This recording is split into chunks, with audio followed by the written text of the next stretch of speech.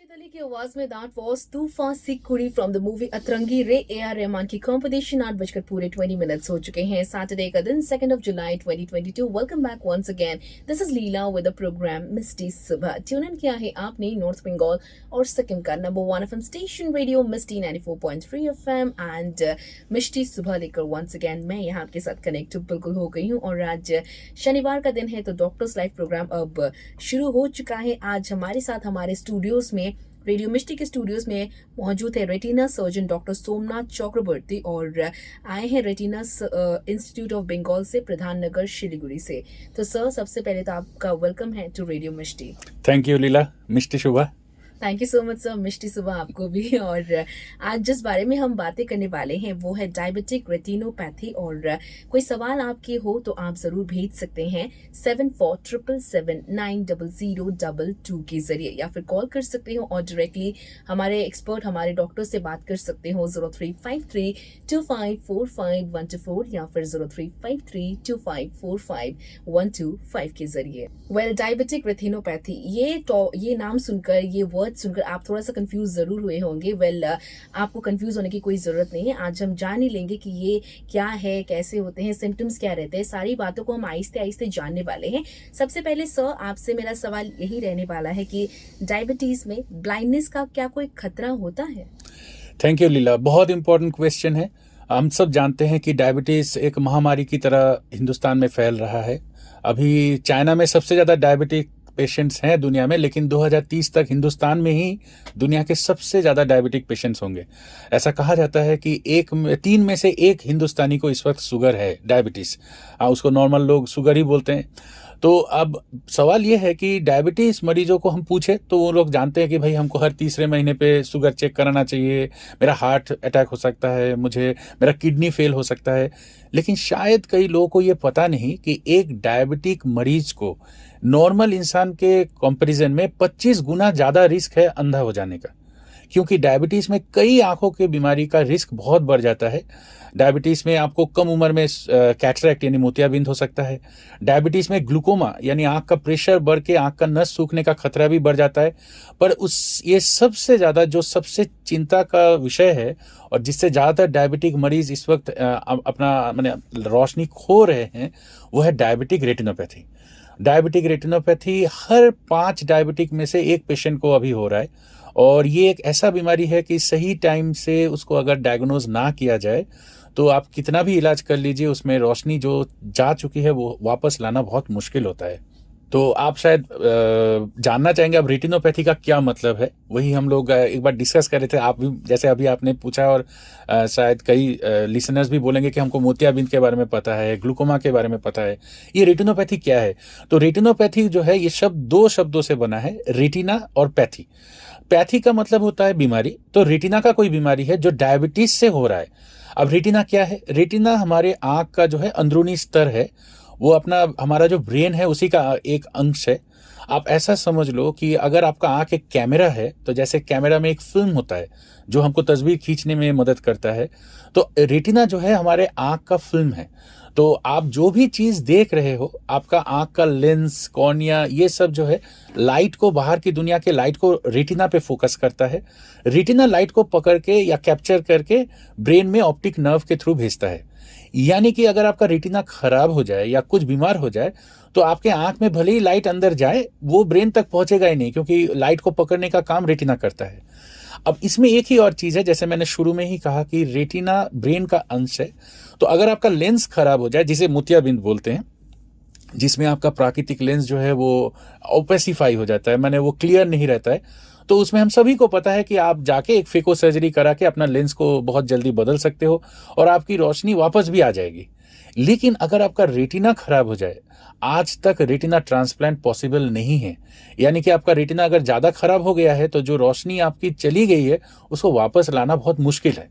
और क्योंकि डायबिटीज फैल रहा है और क्योंकि डायबिटीज में रेटिनोपैथी होने का रिस्क इतना ज्यादा है कि हर 5 में से 1 डायबिटिक पेशेंट को रेटिनोपैथी है, तो हम लोग जैसे एक एनालिसिस किए थे कि सिर्फ सिलीगुड़ी को ही अगर पकड़ा जाए तो हर साल 11,000 नए डायबिटिक पेशेंट्स की रोशनी जा रही है डायबिटिक रेटिनोपैथी के कारण। तो आप नंबर को समझ सकते हैं।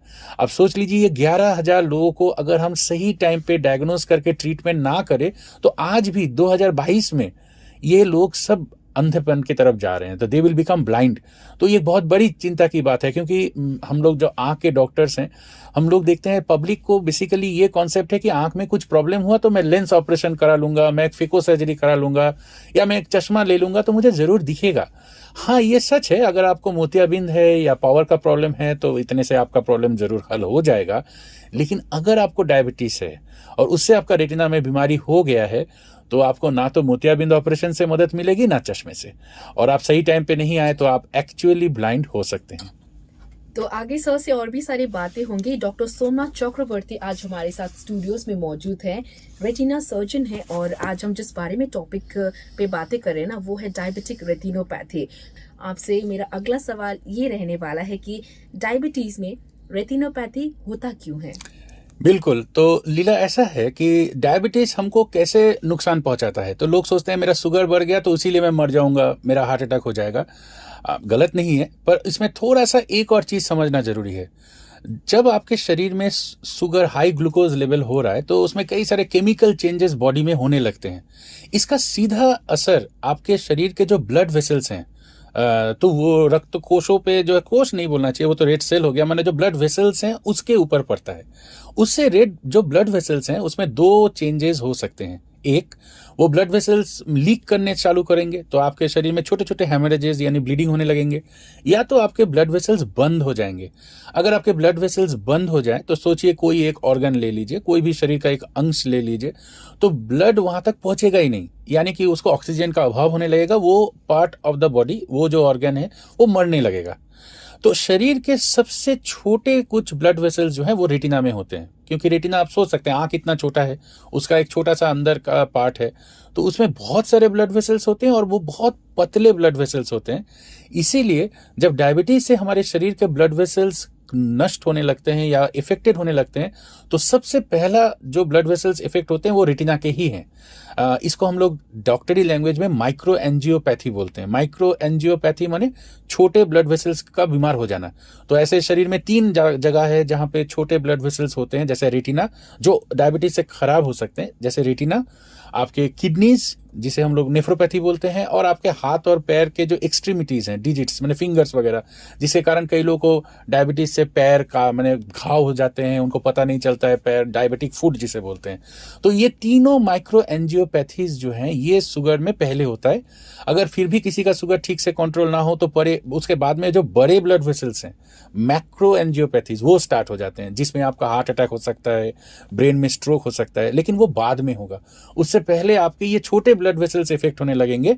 और छोटे ब्लड वेसल्स जो इफेक्ट होते हैं, जैसे मैंने कहा 3, रेटिनोपैथी, नेफ्रोपैथी और पेरिफेरल न्यूरोपैथी बोलते हैं, इसमें से भी सबसे कॉमन है रेटिनोपैथी, यानी रेटिना का शुगर से ब्लड वेसल्स इफेक्टेड हो जाए। जी सर, हमने बिल्कुल जान लिया कि डायबिटीज में रेटिनोपैथी होता क्यों है। तो सर आगे आपसे मेरा अगला सवाल ये रहेगा कि अगर किसी पेशेंट को डायबिटीज है तो कितनी जल्दी ये पॉसिबल है कि रेटिनोपैथी डेवलप हो सकता है? हाँ, ये बहुत इंपॉर्टेंट क्वेश्चन है, क्योंकि एक्चुअली ये देखा गया है कि अगर आपको डायबिटीज है और आपने अच्छे से कंट्रोल किया हुआ है, फिर भी 20 साल हो जाए तो आपको डायबिटिक रेटिनोपैथी होने का जो रिस्क है वो 75% है। अगर आप टाइप 2 डायबिटीज हैं, टाइप 2 डायबिटीज मतलब जो नॉर्मल हम लोग डायबिटीज देखते हैं कि 40 साल के बाद शुगर हो गया, दवा खाना पड़ता है। और एक होता है टाइप 1 डायबिटिक जो बचपन में या कम उम्र में ही हो जाता है, जहां शुरू से इंसुलिन लेना पड़ता है। उसमें तो किसी को अगर 15-20 साल शुगर है तो उसका कितना भी अच्छा कंट्रोल क्यों ना हो, उसमें 100% रेटिनोपैथी होगा ही। अब ये तो रहा वो उनकी बात जिनका शुगर वेल कंट्रोल्ड है, पर जैसे आप भी जानते होंगे लीला कि हमारे देश में, और रियलिटी यही है दुनिया भर में, कि डायबिटीज को हर दिन हर वक्त प्रॉपर कंट्रोल रख पाना बहुत इजी बात नहीं है। ज्यादातर मरीज के लिए ये संभव नहीं होता है। तो अगर आपका शुगर अप डाउन होता रहता है, अगर आपका ब्लड प्रेशर अप डाउन हो रहा है, साथ में आपका कोलेस्ट्रॉल भी ठीक से कंट्रोल नहीं है, तो ये सब सिचुएशन में आपको रेटिनोपैथी और जल्दी हो सकता है। जैसे हम लोग जब पेशेंट्स मरीज देखते हैं हमारे अस्पतालों में, तो हम लोग कई बार देखते हैं कि 3-4 साल ही हुआ है मरीज को शुगर हुए, या उसको पता चला है कि मुझे शुगर है, 3-4 साल ही हुआ है, लेकिन ऑलरेडी उसको एडवांस डायबिटिक रेटिनोपैथी हो गया है। इसका क्या मतलब हुआ? इसका मतलब ये हुआ कि अगर आपको शुगर है तो रेटिनोपैथी जितना टाइम जाएगा उतना होने का रिस्क बढ़ जाएगा। तो आप ये मत सोचिए कि मुझे तो अभी 1 ही महीना हुआ है, 1 ही साल हुआ है, मैं तो शुगर वेल कंट्रोल रखा हूं, तो मुझे नहीं रेटिनोपैथी हो सकता। ऐसा नहीं है।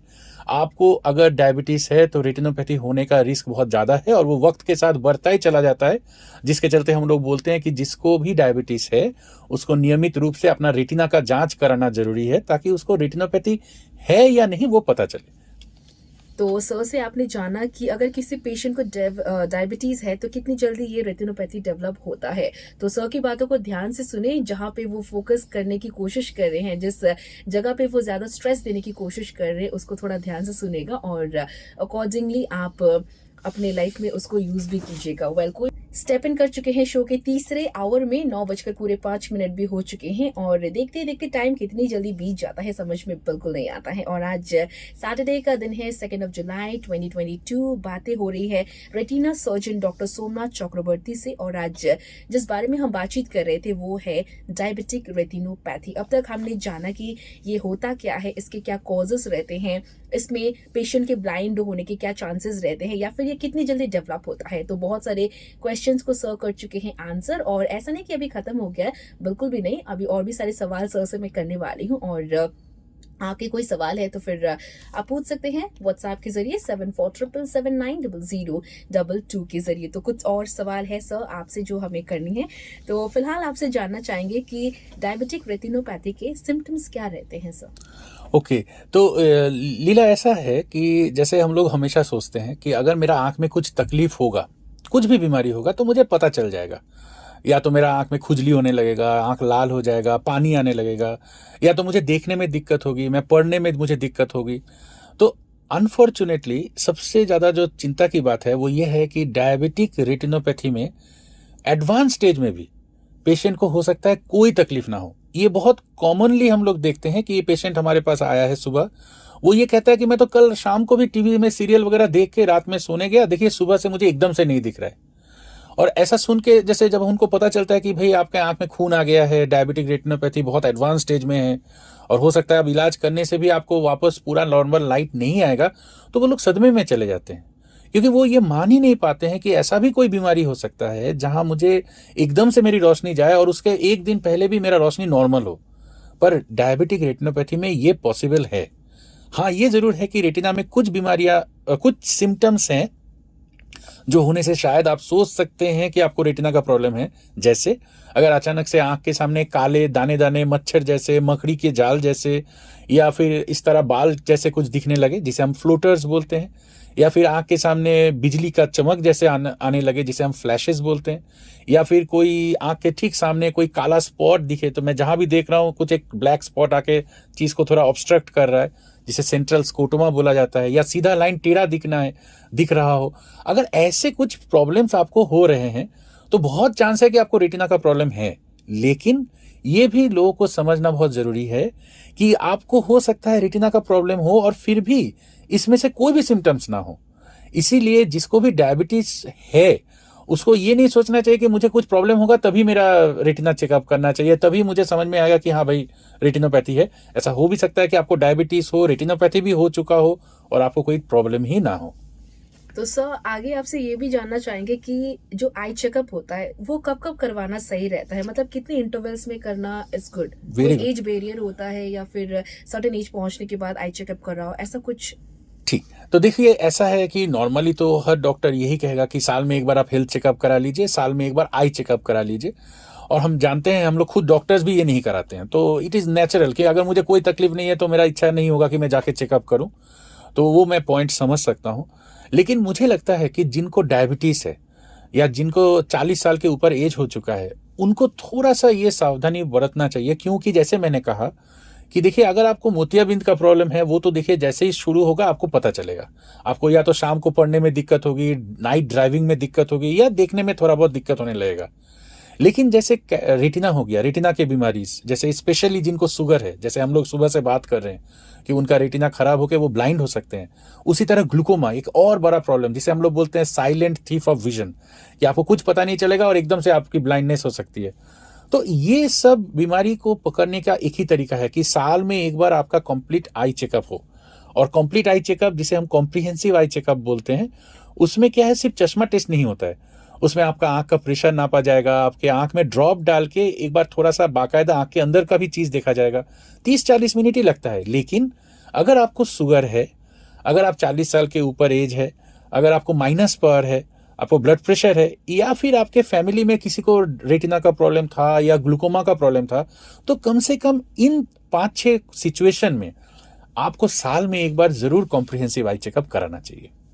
ओके तो सर बहुत अच्छा लगा आपसे बातचीत करके। आप इतने स्पॉन्टेनियस हैं एंड आपसे बातें करके बहुत ही अच्छा लगा, बहुत सारी जानकारियां मिली हमें। Thank you so much. Thank you Leela, thank coming you to our studios और अपने वैल्यूएबल टाइम देने के लिए भी, अपने बिजी स्केड्यूल से आपने हमारे लिए टाइम निकाला। Thank you so much sir. I hope कि आगे भी ऐसे बहुत सारे सेशंस मिले जहां आपको इस तरीके से इंटरव्यू करने का मौका मिले। और सर जाते जाते क्या मैसेज है जो आप हमारे जितने भी सारे लिसनर्स आपको सुन रहे थे उन्हें देना चाहेंगे? श्योर, थैंक यू लीला, पहले तो ये मौका देने के लिए। देखिए, एज अ रेटिना डॉक्टर हम लोग आई स्पेशलिस्ट हैं, लेकिन हम आई में एक सुपर स्पेशलिटी को डील करते हैं। तो जो मैं बोलना चाहता हूँ, अब मुझे करीब 13-14 साल हो गया, मैं सिलीगुड़ी में प्रैक्टिस कर रहा हूँ 2009 से। देखिए, मुझे जो चीज़ यहाँ लगता है कि एज अ डॉक्टर, और वो भी आँख का डॉक्टर, मेरा लाइफ का पैशन ये है कि मैं लोगों को अंधे होने से बचाऊं। और ये भी सच है कि हम हर इंसान को तो अंधे होने से बचा नहीं सकते, और कुछ बीमारियां आज भी ऐसे हैं जिनका सही में कोई इलाज भी नहीं है।